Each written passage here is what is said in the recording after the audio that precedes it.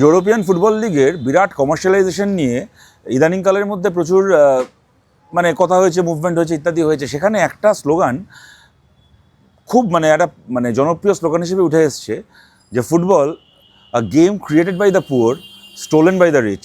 এমন একটা খেলা ফুটবল, গরিব মানুষ খেলাটাকে জন্ম দিয়েছেন, তৈরি করেছেন, আর বড় লোকেরা খেলাটাকে চুরি করেছে।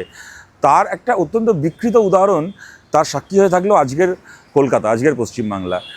মেসি কলকাতায় এসছেন। মেসিকে চোখের ঝলক চোখের দেখা একবার দেখার জন্য হাজার হাজার টাকা দিয়ে টিকিট কেটেছেন ফুটবলপ্রেমী মানুষ। এবং এই মানুষগুলো কারা? তারা কোটিপতি বড় লোক নন। কেউ হয়তো সুইগি জোম্যাটো ডেলিভারির কাজ করে, কেউ হয়তো একটা মফস্বলের মাঠে সে ফুটবল খেলে, স্বপ্ন দেখে একদিন কলকাতার ময়দানে খেলবে। দূর দূর জেলা থেকে, মফস্বল থেকে, এমনকি আশপাশের রাজ্য থেকে, উড়িষ্যা থেকে, আসাম থেকে সাধারণ পরিবারের, গরিব পরিবারের ছেলেমেয়েরা, সাধারণ মানুষ, খেটে খাওয়া মানুষ, তারা এক টাকা করে জমিয়ে টাকা দিয়ে তারা দুর্মূল্যর টিকিট কিনে মেসিকে দেখার জন্য এসছিলেন। এবং তাদেরকে বলা হয়েছিল যে মেসি তাদের জন্য এই সময়টা থাকবেন, এই করবেন, নাকি পেনাল্টি কিক অফ হবে, সেখানে মেসি থাকবেন, দেখবেন, ইত্যাদি দেখবেন। কিন্তু একটা পশ্চিমবাংলায় একটা কি বলবো, একটা নিয়ম তৈরি হয়ে গেছে পশ্চিমবাংলা, একটা অলিখিত নিয়ম তৈরি হয়ে গেছে। সূর্য পূর্ব দিকে উঠবে, তার থেকেও বড় একটা সত্যি আছে আজকের পশ্চিমবাংলায়। সত্যিটা কি? যে কোনো বিষয়, যে কোনো তুচ্ছ থেকে শুরু করে খুব বড় যে কোনো বিষয় যেখানে তৃণমূল কংগ্রেসের ছোঁয়াটুকু থাকবে, সেখানে কোনো সাধারণ মানুষ জড়াবেন না।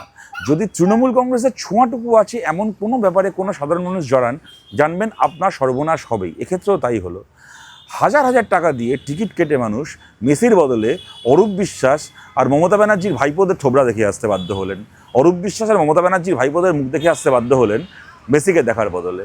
ঘটনা কি ঘটেছে আপনারা সারাদিন ধরে সবাই জানেন। এবং তারপরে যুবভারতী ক্রীড়াঙ্গন, যে যুবভারতী ক্রীড়াঙ্গনটাকে তৈরি করেছিলাম আমরা, বামফ্রন্ট তৈরি করেছিল, সুভাষ চক্রবর্তীদের হাতে, জ্যোতিবাবুদের হাতে, কান্তি গাঙ্গুলিদের হাতে যে যুবভারতী ক্রীড়াঙ্গন তৈরি হয়েছিল, সেই যুবভারতী ক্রীড়াঙ্গনটাকে তছনছ হতে হলো ফুটবলপ্রেমী মানুষ, যেটাকে কলকাতা শহরটাকে ফুটবলের মক্কা বলা হয়, যুবভারতী স্টেডিয়ামটা ফুটবলপ্রেমী মানুষের মক্কা, সেই ফুটবলপ্রেমী মানুষের হাতে যুবভারতী স্টেডিয়ামের ভাঙচুরের দৃশ্য আমাদেরকে দেখতে হলো। এই যুবভারতী মারাদোনাকে দেখেছে বামফ্রন্ট সরকারের আমলে।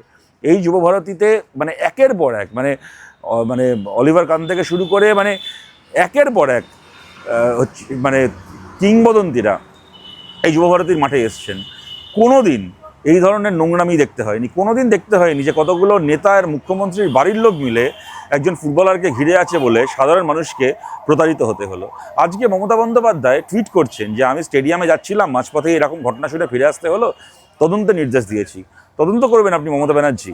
মেসির চারদিকে ঘিরে দাঁড়িয়ে আছে যে লোকগুলো, আপনার পরিবার, আপনার ভাইপো আকাশ ব্যানার্জি, তাদের ছেলে মেয়ে থেকে শুরু করে তারা, আপনার পরিবারের লোকেদের জন্য এই জিনিস ঘটেছে, আপনার মন্ত্রী অরূপ বিশ্বাসের জন্য এই জিনিস ঘটেছে। আপনারা তদন্ত করবেন। আর কত নোংরামি, আর কত ছেঁচড়ামি এই বাংলার ক্রীড়া বলুন, সংস্কৃতি বলুন, এই জগৎকে দেখতে হবে। আজকে বাংলার চিন্তা করতে পারা যায় না এই ধরুন এই মাঠগুলোকে কী রকমভাবে তৃণমূলের পার্টি অফিস তৈরি করা হয়েছে। মোহনবাগান, ইস্টবেঙ্গল, মোহামেডান, যেখানে দেখো ক্লাবের মাথায় বসে আছে মমতা ব্যানার্জির দলের নেতামন্ত্রীরা, এমনকি মমতা ব্যানার্জির পরিবারের লোকেরা, ভাইগুলো। ওর এক ভাই বাবুন ব্যানার্জি মোহনবাগান ক্লাব চালাচ্ছে, আর এক ভাই এই ক্লাব চালাচ্ছে, ওই ক্লাব চালাচ্ছে, হকি অ্যাসোসিয়েশন, সুইমিং অ্যাসোসিয়েশন, বাংলার অলিম্পিক অ্যাসোসিয়েশন থেকে শুরু করে টেবিল টেনিস, যেখানে দেখবে মমতা ব্যানার্জির ভাইয়েরা চালাচ্ছে। কারা এরা? কী যোগ্যতা আছে এই সমস্ত বাবুন ব্যানার্জি, অজিত ব্যানার্জি? এগুলো ছোটোবেলা কোনো দিন পাড়া স্পোর্টসে গিয়ে কমলালেবু ছাড়া আর কিছু পেয়েছে বলে এদের মুখ দেখে মনে হয় না। তারা সব একটা ক্রীড়া সংস্থার মাথায় বসে আছে। এদের হাতে গোটা বাংলার ক্রীড়া সমাজ বন্দী। আজকের এই ঘটনা তো একটা যাকে বলে একটা ইনসিডেন্ট, কিন্তু যে ঘটনাগুলো ঘটে আসছে, ধরুন ইস্টবেঙ্গল ক্লাবের সাথে কত দলমত নির্বিশেষে কত বড় বড় নেতারা যুক্ত ছিলেন। কোনোদিন এই দৃশ্য কেউ কল্পনা করতে পারেনি যে ইস্টবেঙ্গল ক্লাবের জার্সি পরে একটা ক্যান্ডিডেটের হয়ে ভোটের প্রচার করা হচ্ছে। কদিন আগে নৈহাটির বাই ইলেকশনে আপনারা জানেন, ওই সনদ দে না কী নামে ওদের যে প্রার্থী ছিল তৃণমূলের, তার সমর্থনে ইস্টবেঙ্গল ক্লাবের জার্সি পরে তৃণমূলের পতাকা নিয়ে প্রচার করা হলো। মোহনবাগান দিবসের অনুষ্ঠান থেকে শুরু করে বিভিন্ন মোহামেডান ক্লাবটাকে তো সুলতান আহমেদ একেবারে লাটে তুলে দিয়ে তারপর নিজেও কবরে চলে গেল, মোহামেডান ক্লাবটারও 12টা বাজিয়ে দিয়ে গেল। গোটা ময়দানটাকে শেষ করছে এইভাবে ক্রীড়াপ্রেমী মানুষ। আজকে তদন্ত করা হচ্ছে। এখন শতদ্রু দত্ত, ডেফিনেটলি তার দোষ আছে, তাকে ডিটেন করা হয়েছে। তাকে ডিটেন করে শুধুমাত্র তার ঘাড়ে যাবতীয় দোষ চাপিয়ে এদের অপরাধ ছাড় পেয়ে যাবে। কেন জলের বোতল নিয়ে ঢোকা হয়েছে, কেন এই নিয়ে ঢোকা হয়েছে, সেই নিয়ে ঢোকা হয়েছে, এই নিয়ে এখন প্রশ্ন করছে। এগুলোকে চেক করার দায়িত্ব কার ছিল? আজকে আরজি কর আন্দোলনের সময় আরজি করের ঘটনার বিচার চেয়ে টিফো নিয়ে যুবভারতীতে ঢুকতে দেওয়া হয়নি ফুটবল প্রেমীদেরকে। আরজি করের ঘটনার বিচার চেয়ে যুবভারতীতে ঢুকতে দেওয়া হয় না, আর সেই যুবভারতীতে গেরুয়া পতাকা নিয়ে ঢুকে গিয়ে লোকে মাঠের মধ্যে পতাকা পুঁতে দিচ্ছে, পুলিশ দাঁড়িয়ে দাঁড়িয়ে ওখানে গাবঝাল দিচ্ছিল। কিন্তু পুলিশের কাজ কি আছে? অরূপ বিশ্বাস আর মমতা ব্যানার্জির গোষ্ঠী হচ্ছে ছবি তুলবে মেসির সঙ্গে, আর পুলিশ দাঁড়িয়ে ওদের পাহারা দেবে। এই হচ্ছে পশ্চিমবাংলার পুলিশের কাজ। এই একই রকমভাবে কে একজন গায়ক এত আনন্দ করে পশ্চিমবাংলায় নজরুল মঞ্চে গান গাইতে এসেছিলেন, এই তৃণমূল কংগ্রেসের টিএমসিপির একেবারে মানে চোর চিটিংবার ছ্যাঁচড়া ছেলেমেয়েগুলো, তারা হচ্ছে নজরুল মঞ্চটার জাল টিকিট ছাপিয়ে মানে বেআইনি টিকিট ব্ল্যাক করে নজরুল মঞ্চ 2500 ক্যাপাসিটির নজরুল মঞ্চকে একটা 7500 মানুষের গ্যাস চেম্বার বানিয়ে কেকের মতো একজন শিল্পীকে কার্যত মানে তাকে খুন করলো। কার্যত কেকের মতো একজন শিল্পীর মৃত্যুর কারণ হলো এই তৃণমূল।